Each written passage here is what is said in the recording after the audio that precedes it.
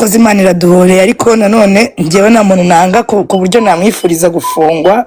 Umva umunyarwanda bro, umva definition y'umunyarwandakazi bro. Inde wowe urumva ariko Jihad izamufashe azige amenye ko atazongera gukora amakosa, Imana izamufashe n'ibindi birego byose aregwa nyine ubwo nabitsinda zatsinde harimo icyase muhungu. Ahubwo njyewe kankubwire, njyewe abantu bari hano bari kumuvugira nabagira inama, bamugira inama yenda abandi afitiye ibirego agenda basaba imbabazi. Njyewe niko mbyumva. Uragira ngo gusaba imbabazi ukivanemo? Ubwo imbabazi nizo za mbere. Uciye bugufi uravuga ngo Jihad gusaba imbabazi uvanemo ikirego? Nadusaba imbabazi. Ni inama namugeraga nk'umuntu, yenda n'abandi bari hano baravuga uko babyumva. Jihad nk'umuntu w'umugabo, abagore ntibakumenyere, genda ukora isheni umusaza uzayirekura, nta mugore ugomba gusaba imbabazi bora. Yagize abantu nkawe nk'ijana ndakurahiye. Umusaza agenda urya isheni, umugabo arafungwa. Inama y'umunyarwanda. Mageragere hari ba Semuhungu benshi, ntabwo uzabura ugusoma. Urumva uzasangayo bagoregore benshi. Urumva hariya murakarya ariko se bamugani buretse gato. Ese Semuhungu kungu buramutse ugiye gufungirwa amageragere, wafungirwa mu bakobwa mu bahungu? Waragiye niko ndakwiye ngo ndakwiye nchakunda barasana n'abanye barasana mbona yo celebrate niko none se Zinda bwiza ukuri ndabizi kutari indyarya. Ukimara kubona ko amanutse wewe yakiriye ute, wumvisha umeze ute muri wowe? Njye nanabyibagiye ibyo bintu bya Jihad. Wahise utoha. Ngiye kubona mbona amakuru ngo K John arafunguwe.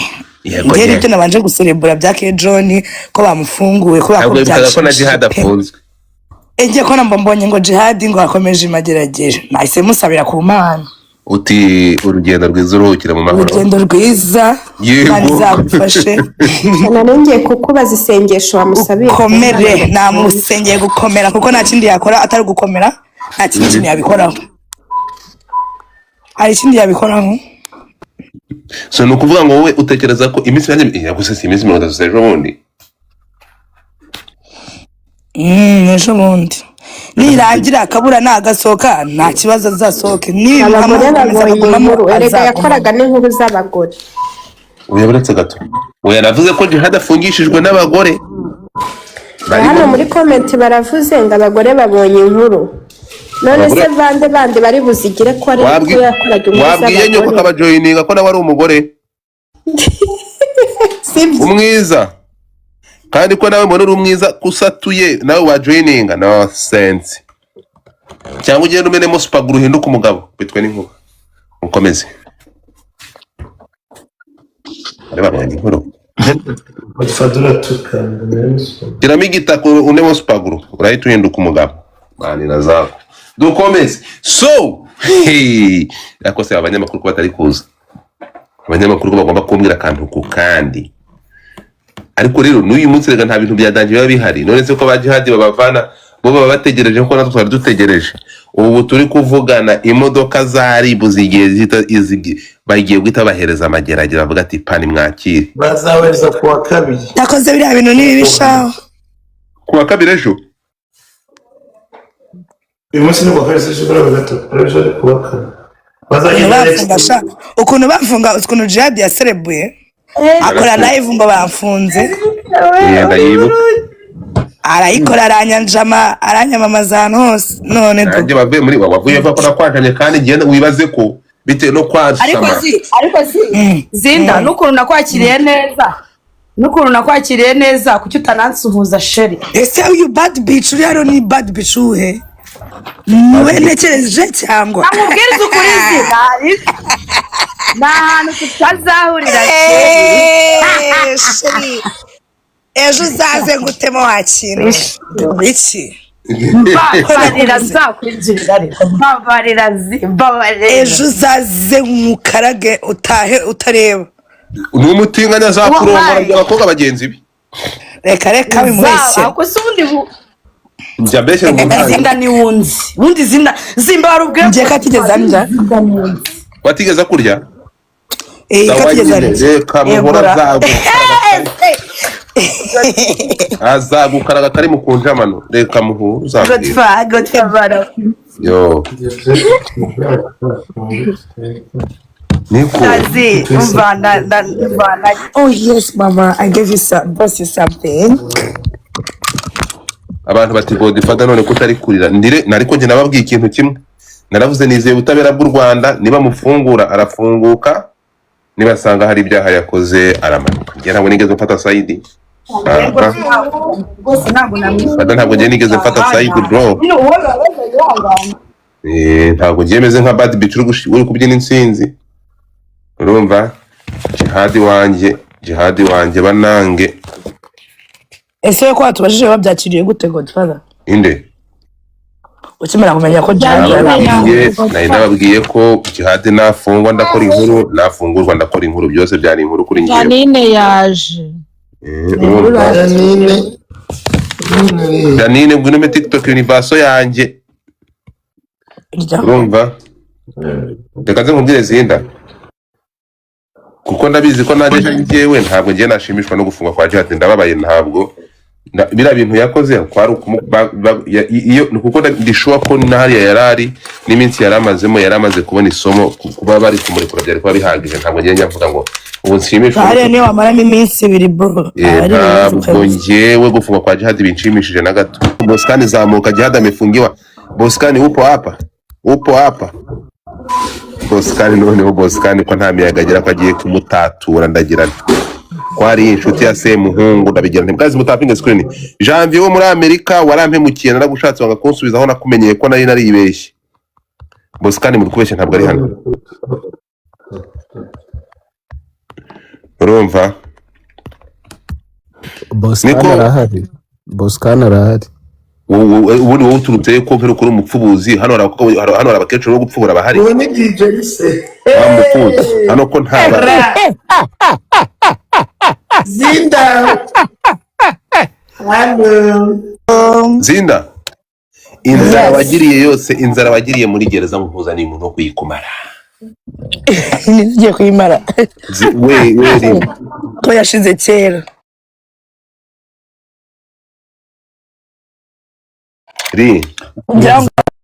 ngo mumara agahinda so anyway ko nabiretse ntabwo nyipfuba ntabwo wabireka nta umurozi ari umuretse gato ari ingesi ipfa nyira yapfuye so nana umurozi ari Janine zamuka ngenda cyari ku style ndacyari ku ruhande rwa victime Jihadi ntabwo yagombaga gufungwa ntabwo ngiye mvugurije inzego Semungu ari kumva yantekenya ndi muzima Jihadi ntabwo yagombaga kumanuka komeza ukamburire urumva mutapinge screen Jihadi yagomba kuba yarekuwe ariko kuba namanutse mageragere ibaze namara y'iminsi nk'iyo Titi Brown yamazeyo bashobora no kutabakatira urubanza rukazabonerwa umwanya 2027 ariko urakina urakoze Boskani Jihadi Godfather nzajya kumusura uzajya kumusura Boskani thank you muhumurize thank you urakoze nizere ko ibyo muri kwivugisha se gutimbira bwa shyamba Yesu urakoze Yisize amarangi Wamubonye Boskani ukuntu agaragara urabona umugabo winjiye ubu noneho wamwakira ukamuzamura yanga kuzamuka ataradutama aracyari mu kazi gusa Godfather bazimu bashya kandi mama ndamushimira Boskani mwo kakubitwa n'inkuba mwe Boskani asante sana Yes thank you Boskani thank you Godfather uretse gato guturagurika wowe sinzi impamvu nawe ariko njyewe nubwo nshimira nagomba nzi ibijya mbere kabisa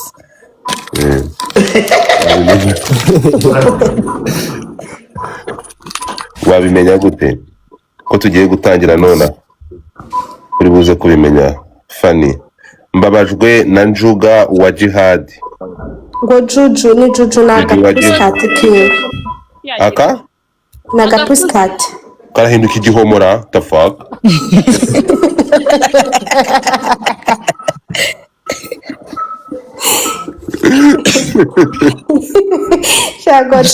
Godfather uri fake kabisa. Zinda. Mujya gufata karaka bwa mugatuma ukiteho. Urumva? Kandi mbwa ni pusi. Ahubwo Eric nzaza ni kibwa cyanjye gitereye imbwa yawe. Muzaza ni kita. Uretse gato guys. Cyane ndashaka imbwa yanjye inda pe. Muretse gato. Ufite ikigore? Mfite ikigore sha. Ni ikibwakazi wakiwe na mbatezi ndamwese mu mafarasi. Niba nkumvishe neza. None se Zinda wowe ufite ubwabo nge naga papi utazana ikibwa kinje ni Maltese ya ni Maltese. Nene nanjye ni Maltese. Nje ni Maltese y'ikigabo rero. Sha umva. Dore hasi abagiye mu hasi ngo Jihad naba. Muri weekend niko kazi tuzakora. Muzasambanisha imbwa zanyu. Yego. Turi gukora na barbecue. Mugomba kwiyeranja namwe murashaka na champagne. No gukora champagne na shasha. Umva muziyeranje mukore turisa mu musha nyine mutanga urugero kuri zo zibarebere. Oyumve. Ndahano ugeze ko muzashaka abantu muhana. Kandi twe muzashaka abantu muhana noneho nazo. No, ariko umushinga wo kuzajya gusambanisha imbwa bro ntimushobotse nakanagaza. Dode. Sha none yangira cyari isugi pe. Ubwo wabwiye n'iki imbwa yari isugi ariko wagiye ureka ibishetani. None se ko nagafasha ari akana. Se muhungaruka wagafasha ari akana gute? Nyine nakaguza ari akana gatoya kandi nta hantu kari kajya ndabizi. Yehe imbwa ziracitinga nizo zambere zicitinga kuko. Oya sha yangira igisohoka mu rugo ni ukuri. Karacyari agasugi? Kuko iyo ndi kuyitembereza.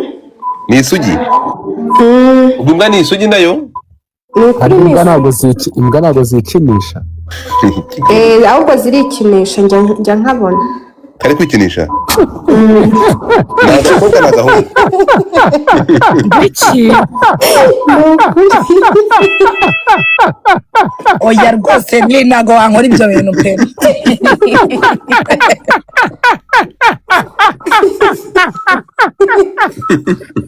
Ako Godfather. Imbwa. Nesi fati vide. Seke iyo ukabonye uhita ubona bimeze bite? Ariko ba oya karareba nk'umusego hari nk'ibipupe umuntu aba yarakaguriye cyangwa nyine nk'umusego ahantu karara ugasanga kawugiyeho kameze nabi kabisa.